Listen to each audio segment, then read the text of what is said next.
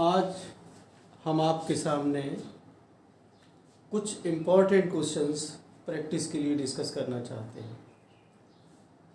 Theory का जो syllabus है हम लोग सभी जानते हैं कि मैं अपनी तरफ से कंप्लीट कर चुका हूँ। टाइटल आप देख सकते हैं, इम्पॉर्टेंट ऑब्जेक्टिव प्रॉब्लम्स।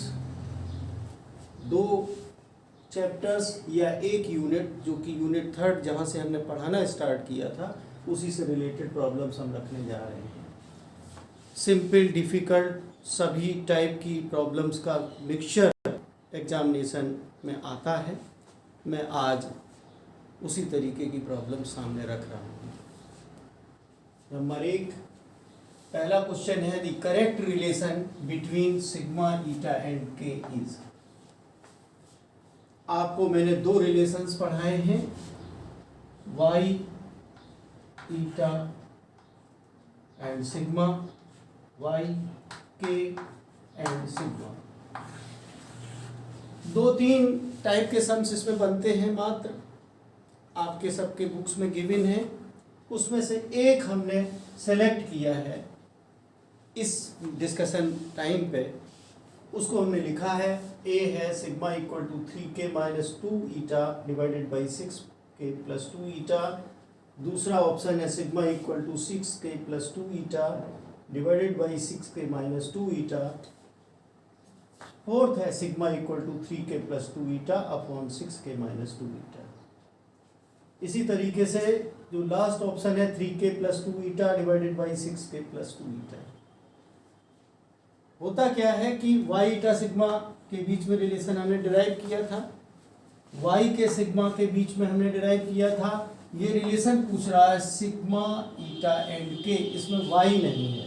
जब हम उन रिलेशंस को उपयोग करते हैं तो इसमें वाई को हम जब एलिमिनेट करते हैं अपने आप रिजल्ट आ जाता है, और इसका ऑप्शन ए सही है।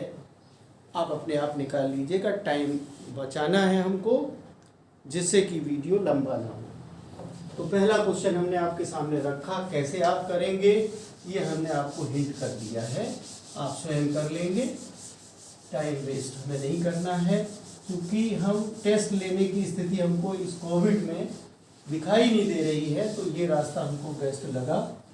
मैं क्वेश्चंस जो टेस्ट में देता उनको डिस्कस कर ही देता हूँ। तो आप कैसे निकालेंगे मैंने बता दिया है। क्वेश्चन नंबर 2 जो हमने सेलेक्ट किया है, the correct relation between the angle of twist theta and angle of shear is. हमने एंगल ऑफ ट्विस्ट और एंगल ऑफ शियर के बीच में R theta equal to L phi आपको डिराइव करके समझाया था। एंगल ऑफ ट्विस्ट क्या होता है, एंगल ऑफ शियर क्या होता है, एक बार आप देखना चाहें तो ये सिलेंडर छोटा सा हमने बनाया और इसके सेंटर्स को मिला दिया। सरकमफ्रेंस पे भी हमने ऊपर और नीचे सरफेस पे हमने मिला दिया है। जब हम इसको ट्विस्ट करते हैं, ओ डैश है, ये ए बी है, ट्विस्टिंग कपुल लगाते हैं तो बी डैश पे जब पहुंचता है तो ये जो एंगल बनता है ये थीटा यानी एंगल ऑफ ट्विस्ट होता है। और इसके जो कर्व सरफेस पे ए से बी डैश पे जब ये पहुंच जा रहा है, इसके बीच में ए बी और ए बी डैश के बीच में जो एंगल बनता है वो एंगल फाई होता है, और इसको एंगल ऑफ शियर कहते हैं। अगर इसकी रेडियस आर है, इसकी लेंथ एल है, तो हमने डिराइव करके रिलेशन बताया था R theta equal to L phi. आप समरी बना लीजिए। ये डायरेक्ट भी क्वेश्चन सिंपल वालों में आ जाते हैं, तो हमने एक क्वेश्चन सेलेक्ट किया। अब आप देख लीजिए कि ये basically R theta equal to L phi लिखा हुआ है, हमने थीटा को लेफ्ट हैंड साइड में लिखा है एल फाई अपॉन आर। दूसरे ऑप्शंस अपने आप सही नहीं है, मैं रिपीट करके प्रोनाउंस नहीं कर रहा हूँ, अपने आप इसको समझ लेंगे। एंगल ऑफ ट्विस्ट और एंगल ऑफ शियर पे कैसे क्वेश्चन बन जाता है वो मैंने आपको दिखा दिया।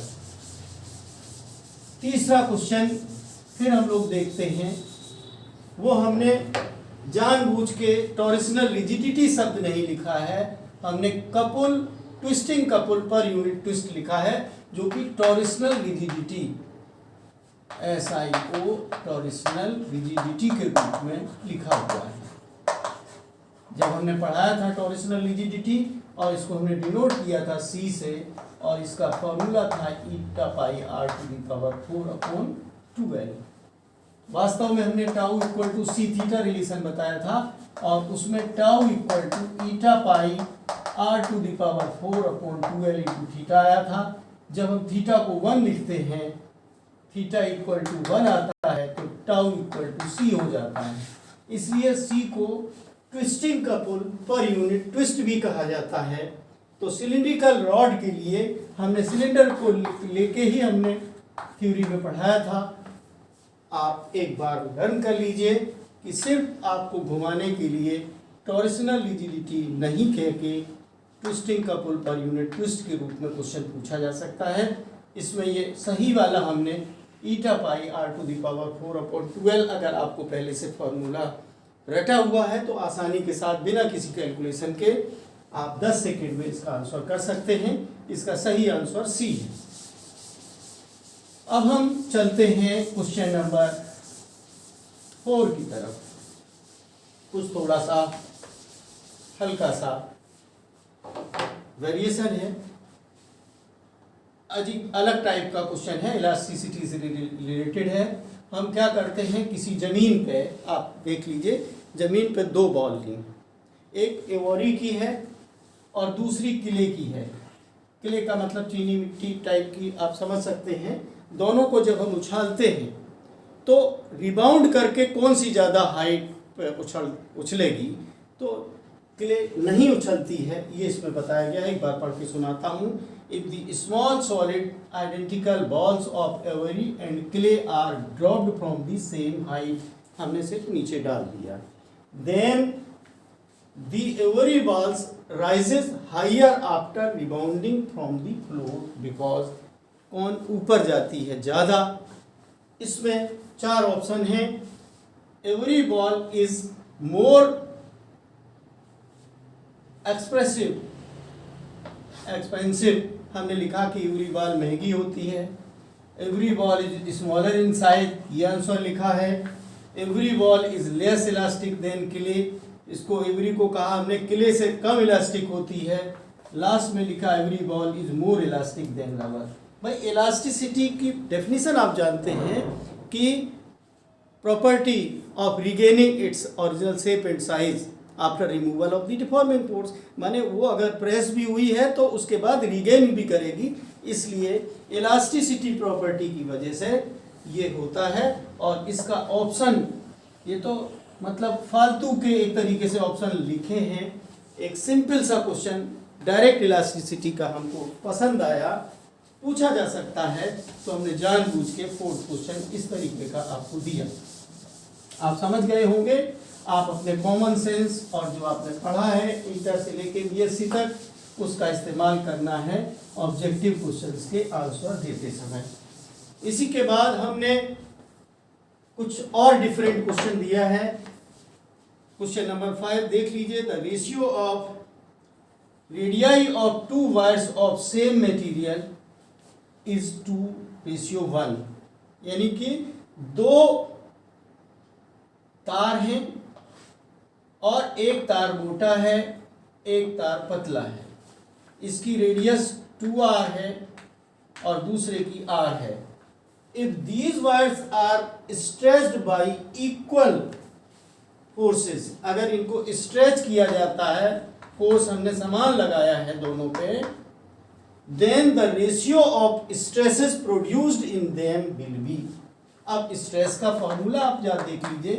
F इक्वल टू है स्ट्रेस इक्वल टू है, इसको सॉल्व कैसे करेंगे, फोर्स अपॉन एरिया। अब ये सिलिंड्रिकल वायर होता है और इसका जो हम R1 पहले मान लेते हैं और इसको R2 मान लेते हैं, तो पाई R1 स्क्वायर होगा, R1 स्क्वायर होगा, और दूसरे वायर के लिए F upon pi R2 square होगा। बहुत आसानी से आप पढ़ चुके हैं। आप F अपॉन A होता है, तो area of cross section of the wire is given by pi R square. हमने इसको R1 कहा, इसको R2 कहा, R1 अपॉन R2 को इसने जो क्वेश्चन में गिवन है वो 2:1 है।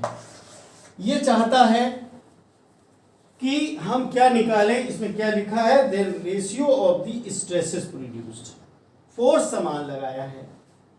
तो अब आप जो जो जो जो जो एक तरीके से स्ट्रेस जो आएगी इसमें, स्ट्रेस 1 क्या होगी, स्ट्रेस 1, तो इसको स्ट्रेस को हम ऐसे डिनोट करते हैं, S equal to F upon pi R1 square S1, तो हम ऐसे कह सकते हैं, और S2 हो जाएगी F upon pi R2 square, divide करेंगे S1 upon S2, F cut जाएगा, पाई पाई कट जाएगा, इन्वर्सली प्रोपोर्शनल है, यानी S1 upon S2 equal to R2 square upon R1 square. मैं समझता हूँ कि अब आप समझदार हो चुके हैं, बड़े आसानी के साथ इसको समझ सकते हैं।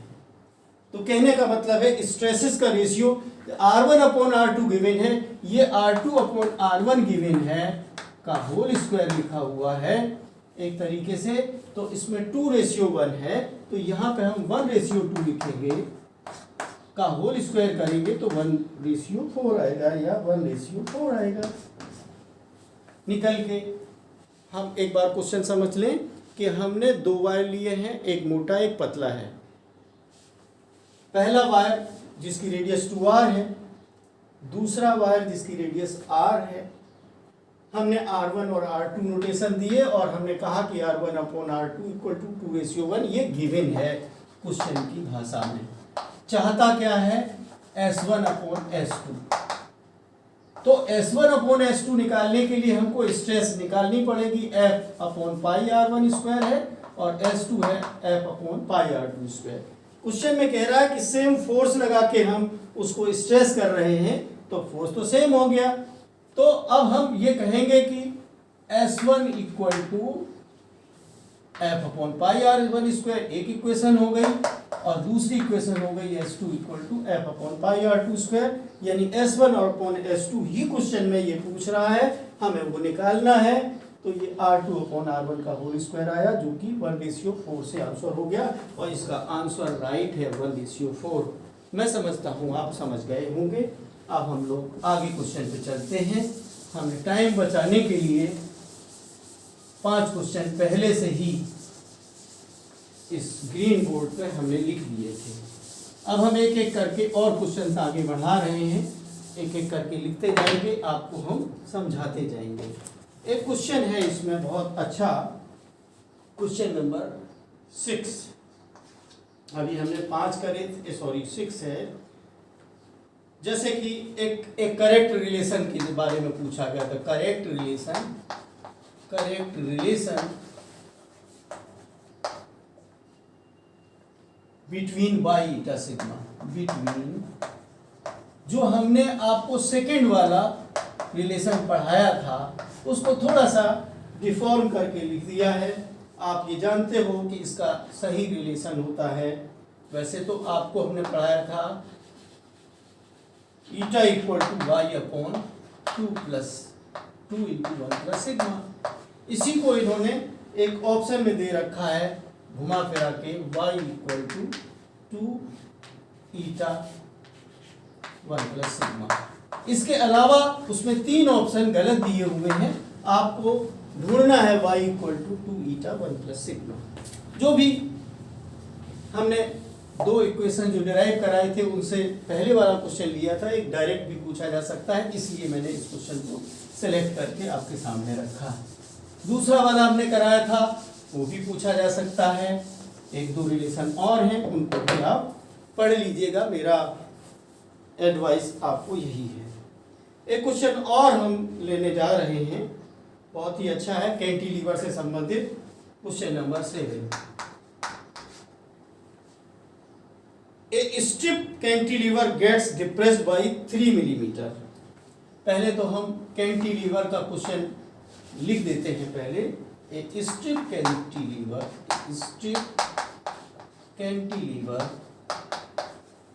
कैंटिलीवर गेट्स, समझते चलिए क्वेश्चन को लिखने में ही, डिप्रेस्ड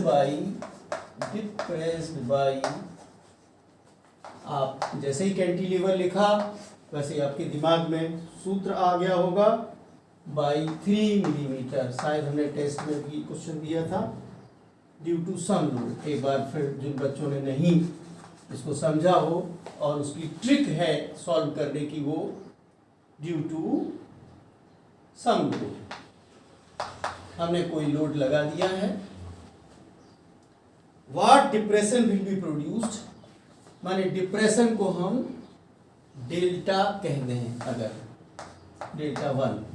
अब दूसरे पार्ट में पूछ रहा है delta 2, what depression will be produced in another cantilever, in another, पूरी भाषा मैंने नहीं लिखी है, आपको समझा दी है, cantilever, another cantilever with length and breadth double. इसकी जो लेंथ थी, हमने कहा पहले वाले की लेंथ L मान लो और ब्रेथ को V मान लो, ब्रेथ को। दूसरे वाले की लेंथ एंड ब्रेथ डबल है, लेंथ एंड ब्रेथ डबल, सिर्फ यही क्वेश्चन इसमें है, और खासकर breadth, breadth is double. Double का मतलब हो गया कि आपका L dash equal to 2L है और B dash equal to 2B। तो ये चाहता है, क्वेश्चन में क्या है कि डिप्रेशन डेल्टा 2 क्या होगा। हम पहले फॉर्मूला जो हमने कैंटिलीवर के लिए पढ़ा डिप्रेशन के लिए, 4WL3, जो वेट हम लगाते हैं कैंटिलीवर में बीच में, और इनके बीच में जो लेंथ हमने ली है वो L थी, और इसकी जो चौड़ाई थी, ये जो हमने लिया था, वो B थी। दूसरा कैंटिलीवर लिया, उसकी लंबाई भी डबल कर दी हमने और चौड़ाई भी हमने डबल कर दी, और हमने वेट वही लगाया।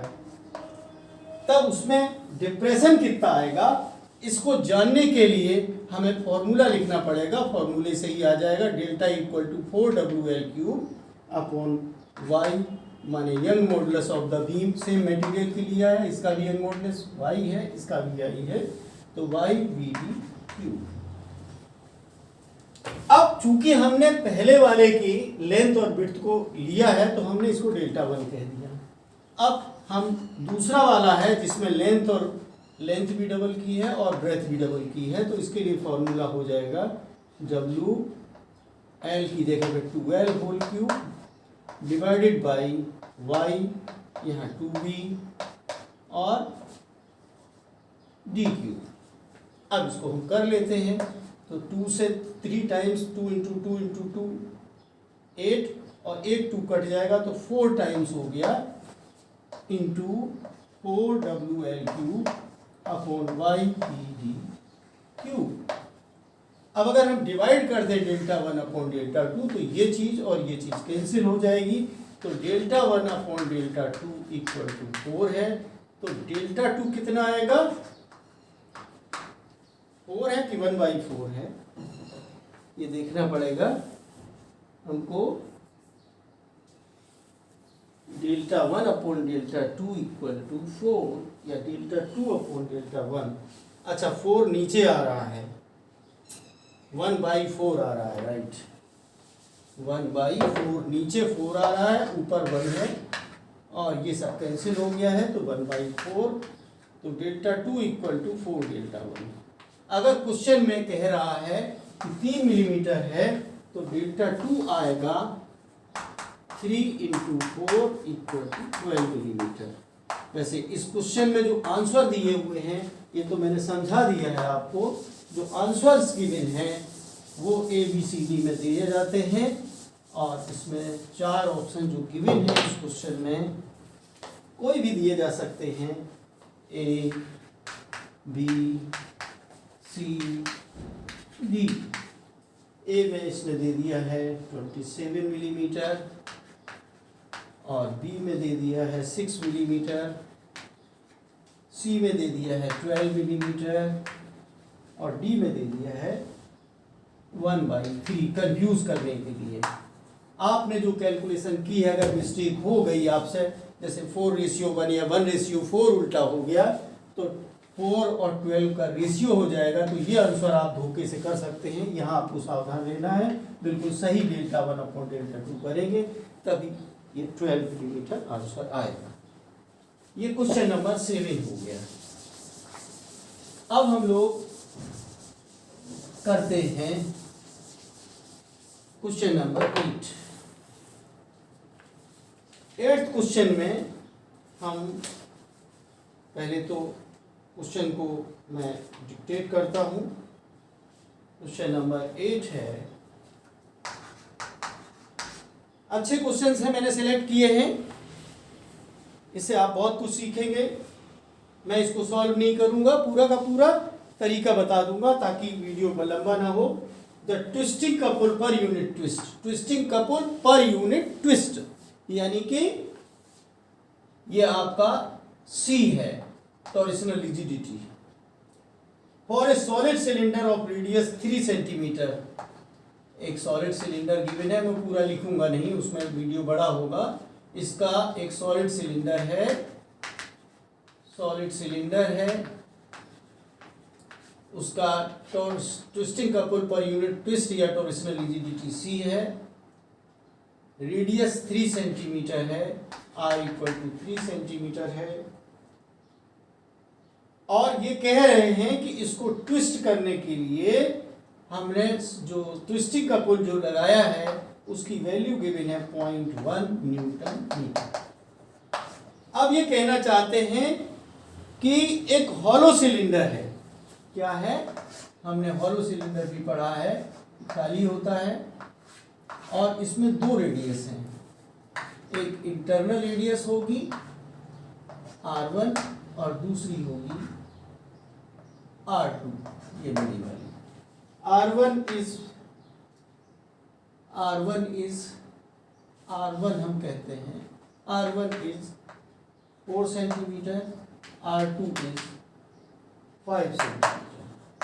तो ये चाहते हैं कि इसके लिए C क्या आएगा। C का फॉर्मूला आपको सिर्फ यूज करना है, ईटा पाई r⁴/12, और C डैश का फॉर्मूला आपको लिखना है ईटा पाई r⁴ minus r⁴/12।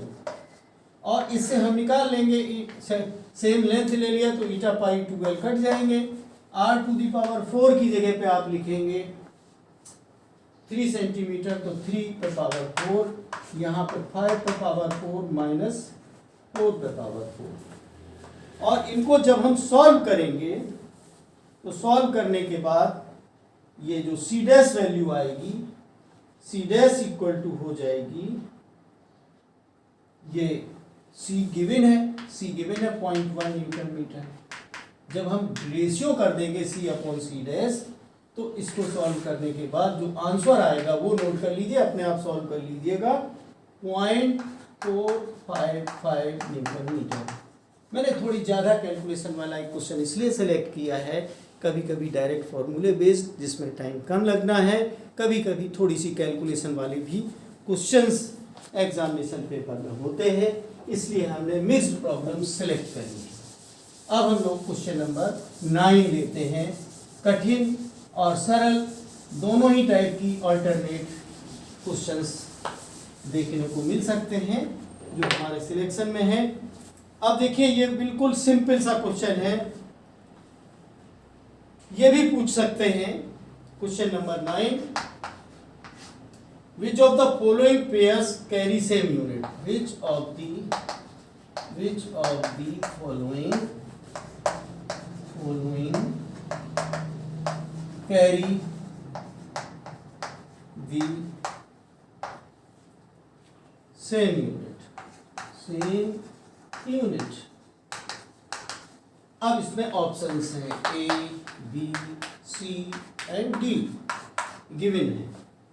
Y and eta,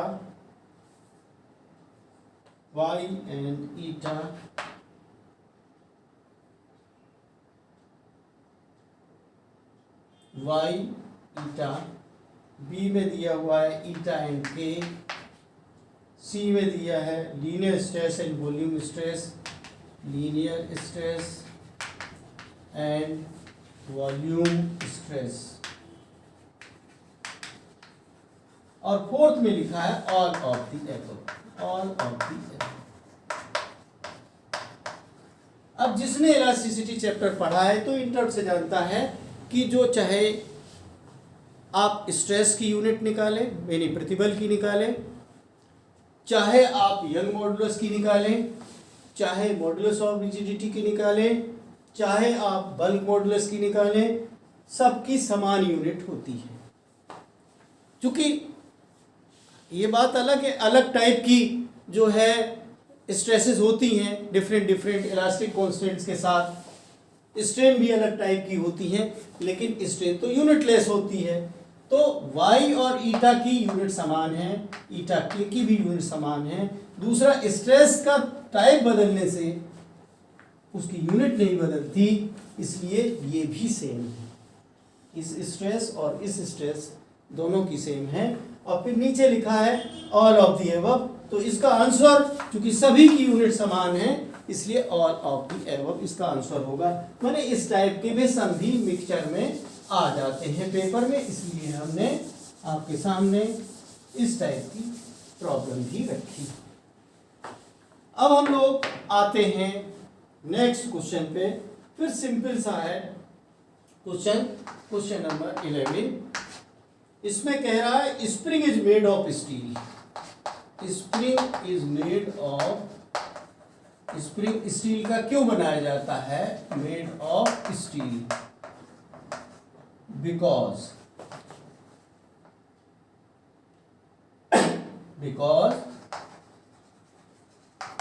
पहला आंसर लिखा है स्टील इज चीप। फिजिक्स के पॉइंट ऑफ व्यू से कभी कभी ये टाइप के ऑप्शन भी होते इज चीप। दूसरा है steel is in abundance. Steel is in abundance. Abundance का मतलब बहुत मात्रा में पाया जाता है प्रकृति में, एबंडेंस में पाया जाता है बहुत मात्रा में, हर जगह आसानी से मिल जाता है। तीसरी बात ये लिख रहा है steel is beautiful. Steel is beautiful, जो मन में आया ऑब्जेक्टिव में कुछ भी लिख देते हैं लोग कि अपना दिमाग लगाएं। बिल्कुल आर्ट साइड वाला सोशियोलॉजी वाला बच्चा अगर दे रहा होगा तो क्या पता उसको सुंदर जान के ऑप्शन दे दे। चौथा है steel is more elastic than rubber. More elastic than rubber. मैं आपको ये बात बताना चाहता हूं हमने ये क्वेश्चन क्यों सेलेक्ट किया। जनरल वे में ये बात सही है कि अगर हम ये कहें इंस्टेड ऑफ कॉपर, ये made of steel instead of copper, ये क्वेश्चन अधूरा हमने कॉपी किया था। इंस्टेड ऑफ कॉपर, कॉपर की जगह हम स्टील का क्यों लेते हैं? आप डिस्कस कर सकते हो कि भैया स्टील कॉपर की तुलना में सस्ता होता है, बात तो सही लिखी है। दूसरी, बहुत मात्रा में भी कॉपर की तुलना में आसानी से मिलता है प्रकृति में, ये भी बात सही है। देखने में सुंदर या कुरूप तो अलग अलग बातें होती हैं, इस पर हम नहीं चर्चा करेंगे। और चौथी बात है is more elastic than rubber. अब फिजिक्स के पॉइंट ऑफ व्यू से स्टील स्प्रिंग वही अच्छा माना जाएगा कि उसमें इलास्टिसिटी ज़्यादा हो। हमें इस अगर तीन ऑप्शन कहने में ठीक लग रहे हैं, डी भी ठीक लग रहा है, बी भी ठीक लग रहा है, ए भी ठीक लग रहा है, और आपके पास चॉइस में एक ही ऑप्शन देना है, बात ये भी सही लिखी है कि सस्ता होता है, चीप होता है, बहुत मात्रा में पाया जाता है, ये भी सही बात लिखी है। लेकिन सबसे सही बात है steel is more elastic than rubber. Sorry, rubber नहीं, कॉपर।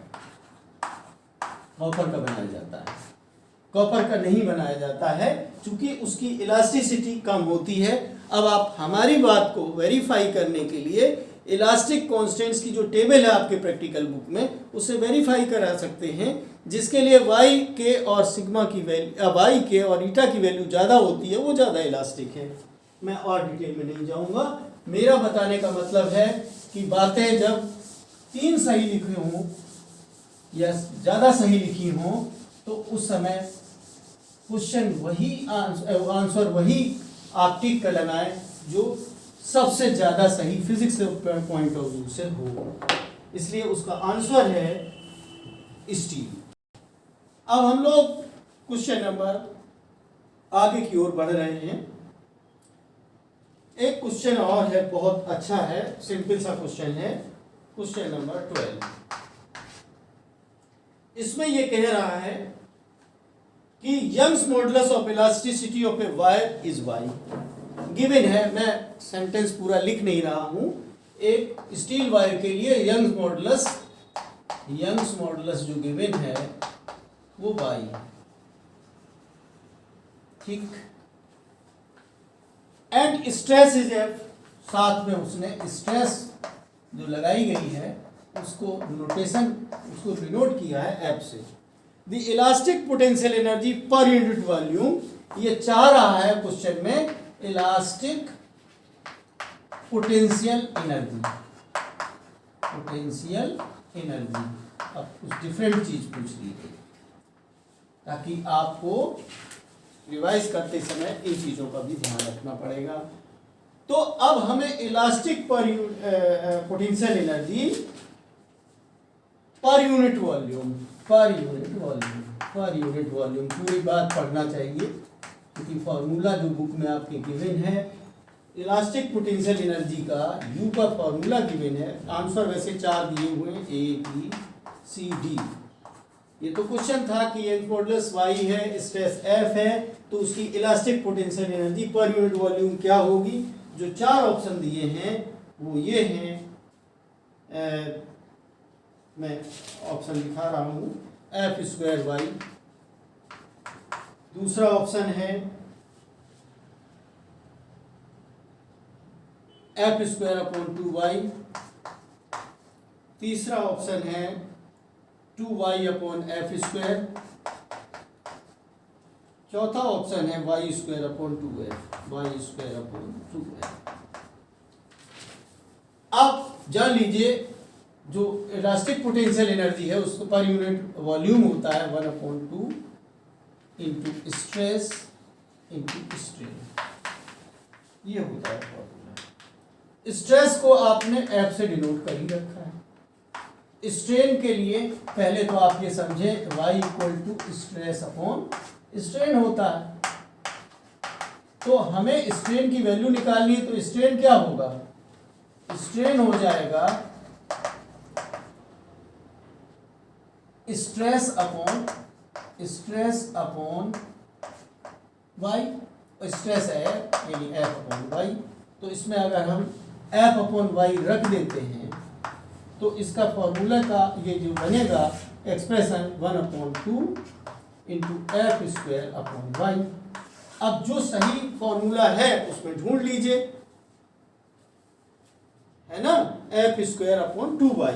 तो ये बी ऑप्शन इसमें दिखाई दे रहा है, एफ स्क्वायर अपॉन 2y, यही आंसर होगा। तो घुमा फिरा के इस टाइप की भी प्रॉब्लम पूछ ली जाती है, इसलिए मैंने जानबूझ के इसको हमने यहाँ रखा। अब हम लोग क्वेश्चन 13, मुझे ऐसा लगता है कि सिर्फ इलास्टिसिटी ही आज डिस्कस करें, लगभग आधा घंटा हो चुका है।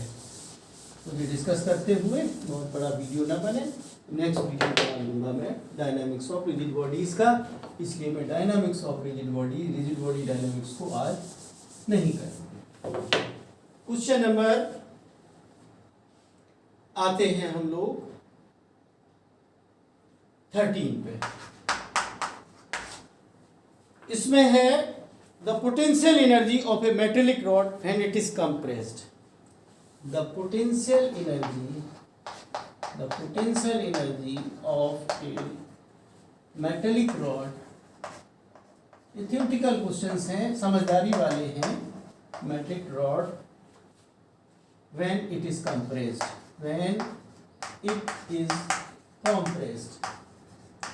अब देखिए क्वेश्चन के ऑप्शन देखिए, पूरी बात compressed। पहला है आंसर के रूप में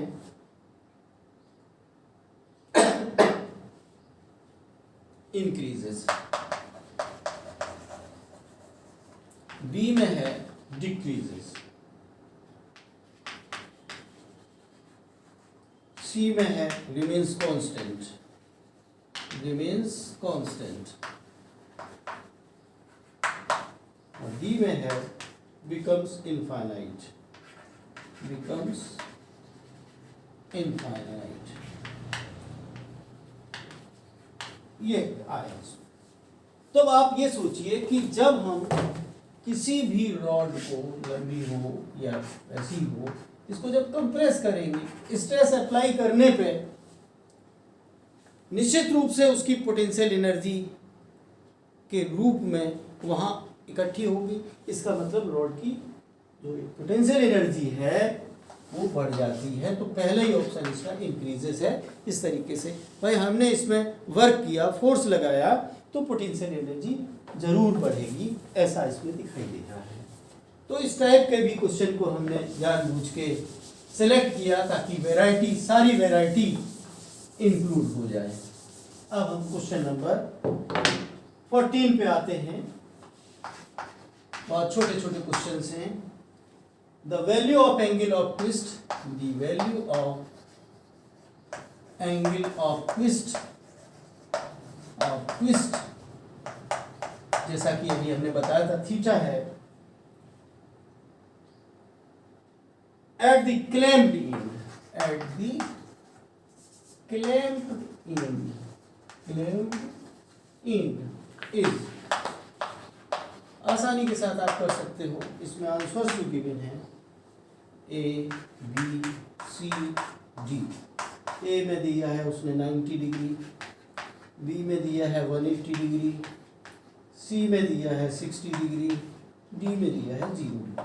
आप ये अच्छे से जानते हो कि जब भी कोई रॉड या वायर नीचे वाले से फिक्स ट्विस्ट किया जाता है, ऊपर वाला क्लैम्प है यानी फिक्स है, तो जो एंगल ऑफ ट्विस्ट है आप रिलेशन से भी देख सकते हो, R theta equal to L phi. तो हमारा जो फिक्स्ड एंड है वहाँ पे एंगल ऑफ ट्विस्ट, यहाँ पे ट्विस्ट होता ही नहीं है, तो angle of twist theta equal to 0 होता है। पढ़ाते समय भी समझाया था। तो इसका ऑप्शन डी है कि जो क्लेम्ड एंड है या फिक्स्ड एंड है उसमें एंगल ऑफ ट्विस्ट की वैल्यू 0 होती है। और तो जैसा आप एंगल, जैसा आप कपुल लगाओगे, इसमें जैसा वैल्यू पे लगाओगे उस हिसाब से एंगल ऑफ ट्विस्ट आता है। लेकिन मैक्सिमम होता है हमारा जहाँ पे, जिस सिरे पे आपने कपुल लगाया है, और मिनिमम यानी कि 0 होता है जहाँ पे फिक्स्ड एंड होता है।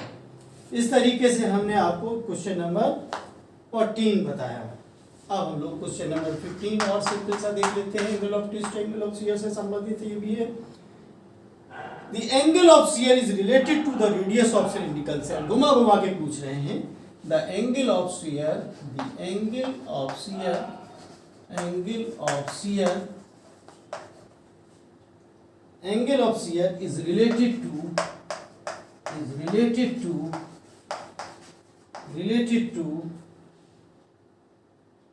the radius of cylindrical cell, the radius of cylindrical cell भी लिखा हो सकता है, वायर भी हो सकता है, लेकिन इस क्वेश्चन में सेल लिखा है तो हमें चेंज करने की जरूरत नहीं है। इसके ऑप्शन है डायरेक्टली प्रोपोर्शनल,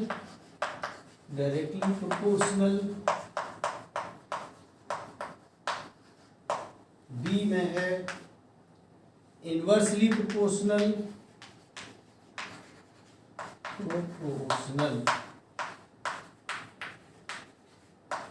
सी में है डायरेक्टली प्रोपोर्शनल, शब्दों में लिख दिया उसने, वैसे भी लिख सकते थे लेटर्स में, प्रोपोर्शनल टू स्क्वायर रूट।